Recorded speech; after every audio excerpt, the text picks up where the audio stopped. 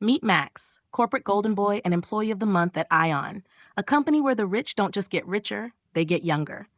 Max opens our dystopian fairy tale by convincing a newly 18-year-old illegal immigrant to sell 15 years of his life for 700,000 euros. You know, a generous price for youth, dreams, and the slow death of dignity.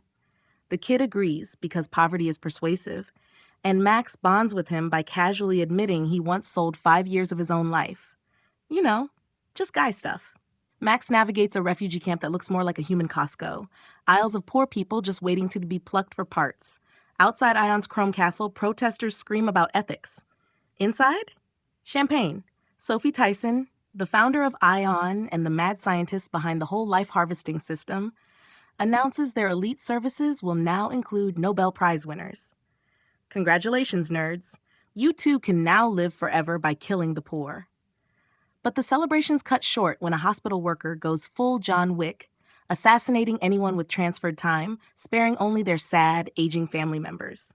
He leaves behind the mark of Adam, a rebel group that believes, maybe, just maybe, stealing decades from the poor is a little evil. Cue panic. Ion hires Novak, a hard-boiled ex-cop with the charm of a brick, as new security head. Meanwhile, Max and his wife Ellen enjoy the luxuries of being morally flexible until their apartment burns down. The insurance says lol no. The bank demands 40 years of Ellen's life as payment, and surprise, the guy who bought Max's years died in a car crash. Death, the one thing billionaires still suck at. Ellen gets arrested for debt. Max begs Sophie for €3 million to save her, and she graciously says yes, but then uses Ellen's 40 years for her own facelift. Max confronts her, and it all clicks. He's been played harder than a Netflix true crime doc. Ellen, now prematurely aged and broken, tells Max to leave. Then comes the miscarriage. Max cracks. With nothing to lose, he kidnaps Sophie, ropes Ellen into it, and flees toward Lithuania to find a back-alley doctor who can reverse the time transfer. Problem: Sophie might actually be Marie, her hidden daughter. Even bigger problem: Marie escapes, nearly drowns, and they discover she has no surgical scars. Plot twist? Emotional damage? Both?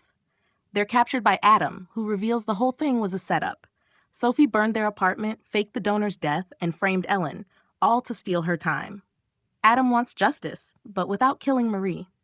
Ellen disagrees. She wants her years back. Screw ethics.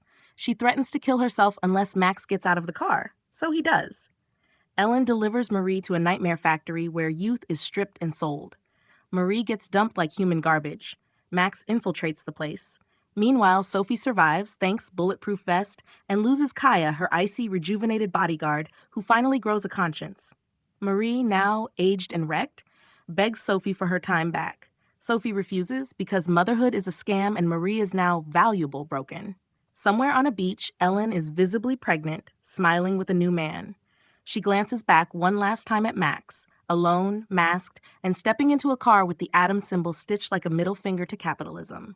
Welcome to a world where time is currency, the poor are the ATM, and even love has an expiration date.